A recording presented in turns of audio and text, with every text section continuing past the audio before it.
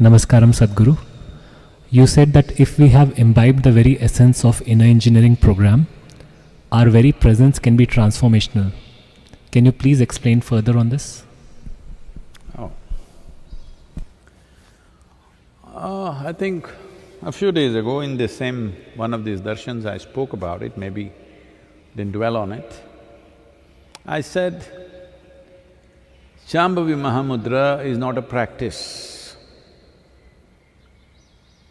It is like, we have a Dhyanalinga temple, somebody goes and sweeps the temple because there's no other ritual to maintain the Dhyanalinga. Somebody sweeps, somebody cleans, somebody maintains the atmosphere. That's all. Are they doing something for the Dhyanalinga? No. They're just doing something for the floor, the atmosphere, stuff like that. So once you have Shambhavi Mahamudra, this is how it is. It is a certain consecration. I've always been saying this, the easiest consecration that you can do is a living human being. It's not for nothing that human being is the peak of evolution on this planet, it's the best material you can find. But the only problem with the human being is, the day when they come for the initiation day, they're blown away and they're, tears of ecstasy flowing.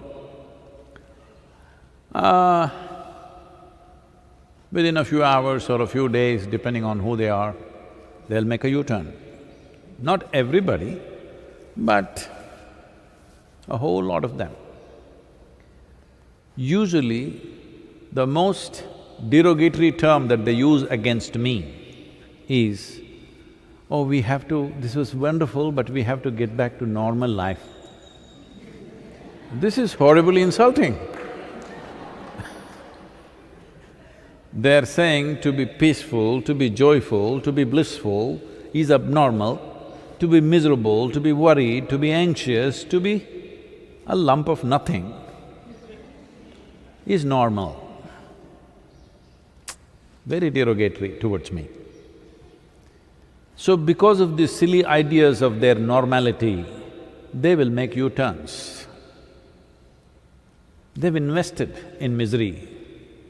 See, it took me a long time to realize this. When it first happened to me, that I sat like this and I burst into ecstasy, I thought, this is it, I will make the whole world ecstatic. almost 39 years ago now, I made a plan in 2.5 years' time I will make the whole world ecstatic. Because who will not want it? There is no fool like a young fool. I was 25 and I had hit a gold mine and I knew I can do this because you don't have to do nothing. If you simply sit here without messing with your mind, you will become ecstatic. So I thought, who will not want it? Such a simple thing and so fantastic. Who will not want it? Well, 39 years slowly realizing that people have such investments in their misery. Even if you show them an ecstatic way to live,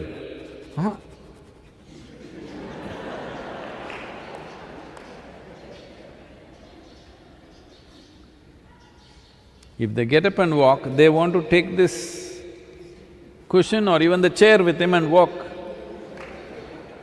Yes.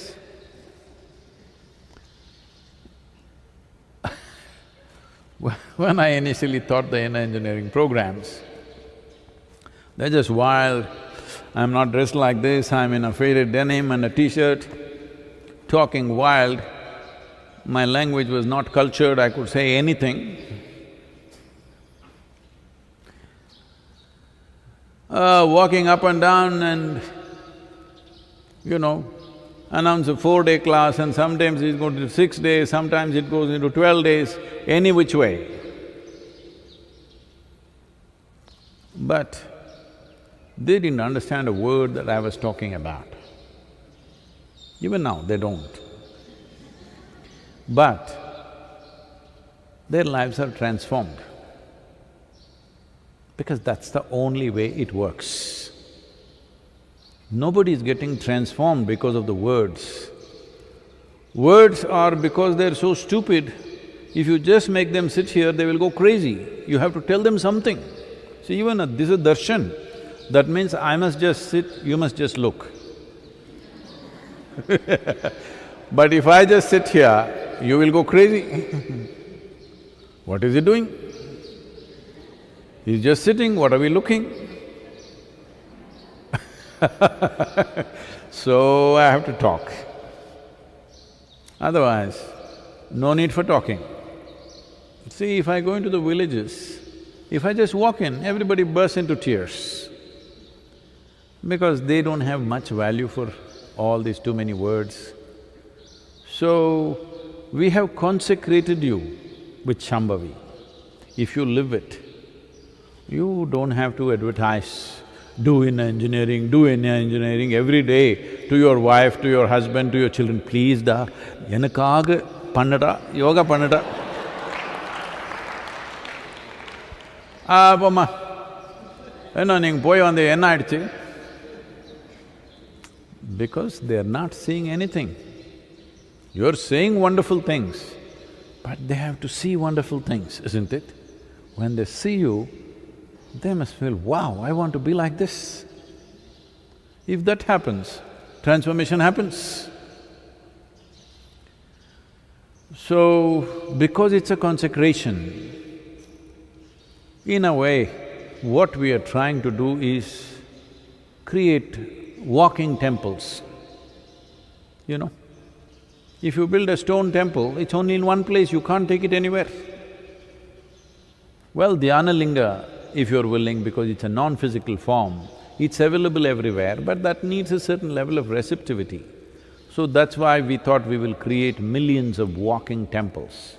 So when you walk, those of you who are initiated, when you walk anywhere, when you are in your home right now, you must understand you are a temple in your house, you are a temple on the street. You must walk knowing this. People will come to you in a certain way. You don't have to preach anything, you don't have to advertise, you don't have to have it inner engineering tattooed on your forehead. None of those things are needed. You simply be truly that you are living, constantly responding in a limitless way, without any sense of boundary. In a level of your emotion, you are like a mother to the world. Don't do anything, simply sit there, people will get transformed. Not just people, plants will respond, animals will respond, everything around you, even inanimate things will reverberate differently, 100%, I'm telling you. Well, there are a lot of textbook scientists who will immediately say, oh, he's spreading pseudoscience. Well, their idea of science is rudimentary. Real scientists will never say such things, because they know what they have explored is a tiny speck, what is unexplored is limitless. So, it doesn't matter who says what. If you just live with these two things, you didn't understand anything else, you just have to keep the atmosphere clean. See, right now there is Dhyanalinga temple, however powerful it may be. If you put filth in front of that temple, even if it's very powerful, people will not go there. You keep it in a certain way, people will go. So your practice is just that, cleaning up the place and removing the cobwebs every day, that's it. You are not doing anything to energize, it's not like Shakti Chalana Kriya, you're trying to build something, which is a long affair. That's why we shifted to Shambhavi, because I didn't see people have neither the perseverance, nor determination, nor commitment to really work to build themselves up to another level, because that's a lot of work. Kriya Yoga is a lot of work. This is why we came to Shambhavi Mahamudra. Mudra means it's already there. You just experience it, you live it, that's all. You don't have to do it. But just daily removing of cobwebs, cleaning up the floor, this is all your work, rest will happen.